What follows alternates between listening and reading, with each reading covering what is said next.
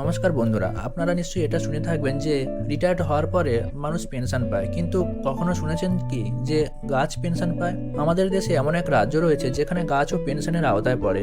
গাছও পেনশন পায়, তাদের দেখভালের জন্য এই পেনশন দেওয়া হয়। আমাদের দেশের অনেক সরকারি অবসরপ্রাপ্ত কর্মচারীরা পেনশন পান, কিন্তু গাছ পেনশন পায় এমনটা শুনেছেন কি? দেশে কিন্তু এমন এক রাজ্য রয়েছে যেখানে গাছও পেনশন পায়। বছরে সেই গাছরা মোটা টাকা পেয়ে থাকে।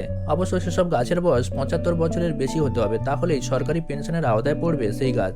আবার কারো বাগান বা খামারে যদি এমন কোনো গাছ থাকে যার বয়স ৭৫ বছরের বেশি, তাহলে সেই ব্যক্তি বন দপ্তরের কাছে আবেদন জানাতে পারেন যাতে তার গাছকে ওই পেনশন দেওয়া হয়। সেই আবেদন জমা পড়ার পর গাছটি খতিয়ে দেখেন সরকারি আধিকারিকরা, তারপর স্থির হয় সে পেনশন পাওয়ার যোগ্য কিনা।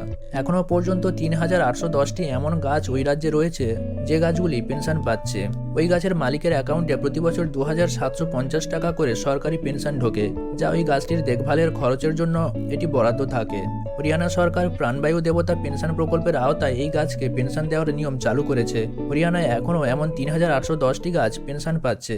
হরিয়ানার মধ্যে বসবাসকারী কেউ যদি মনে করেন তার বাগান বা জমিতে এমন কোনো গাছ রয়েছে যার বয়স ৭৫ বছরের বেশি এবং সেই গাছ এখনও পেনশনের আওতাভুক্ত হয়নি, তবে তিনি আবেদন করতেই পারেন। হরিয়ানাই ভারতের একমাত্র রাজ্য যেখানে গাছও পেনশন পায়।